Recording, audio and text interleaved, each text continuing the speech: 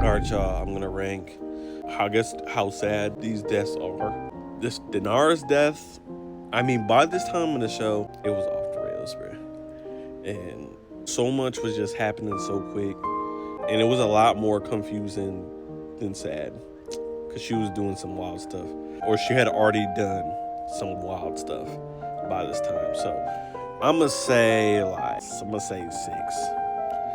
Hodor. This was less sad and more like, oh snap, like it's kind of crazy. Like it all makes sense. Was it sadder than Dinar's death? Maybe. Was it top five though? I should have probably put Dinar's at seven. I'm gonna put Hodor at seven. Ygritte's death. Again, we didn't have a lot of time with her and Jon. They would have been awesome. The relationship would have been great, but it really wasn't fleshed out like that. It had potential, but she died relatively quickly. Probably sadder than Daenerys, so I'm gonna put it five. Ned Stark, yeah, top three, bro. I was at the end of season one. I'm thinking like, okay, this is our guy, right? This is our guy. We're gonna see him for a long time. He's gonna be here for a while. At the end of season one, he dies, and I'm gonna put that too. Theon's death.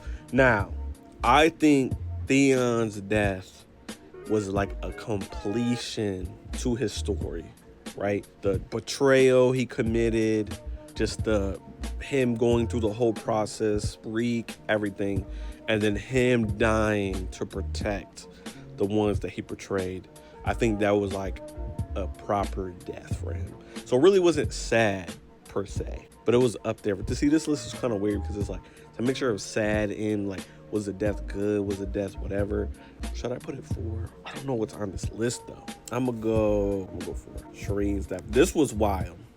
Now I wasn't necessarily sad, but I'm like, this is just crazy. But it definitely was sadder than Hodor and Daenerys. See, this is where it gets tricky. I think I put stuff too high, and I'm probably gonna.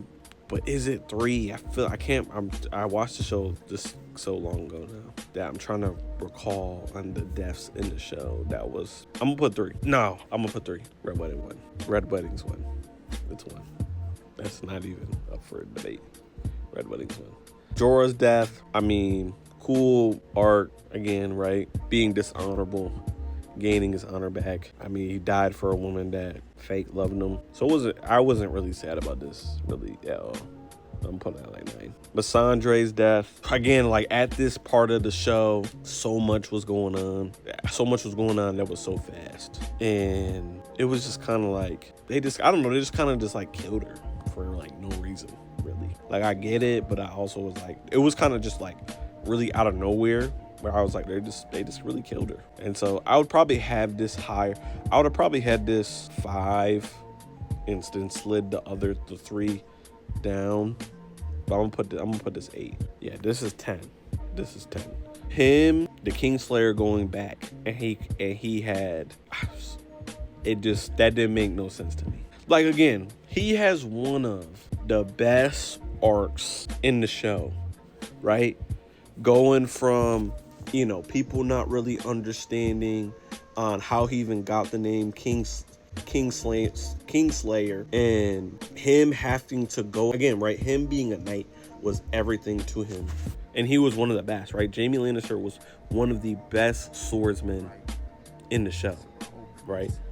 And then him being the king's hand, and then him having to kill the king because he goes mad, and people not really, and again, right, honor being at the time really being everything to him, and then now him losing that honor and gaining a dishonorable name. And then we go through this arc of him on again becoming someone that's super hated to becoming a very loved character.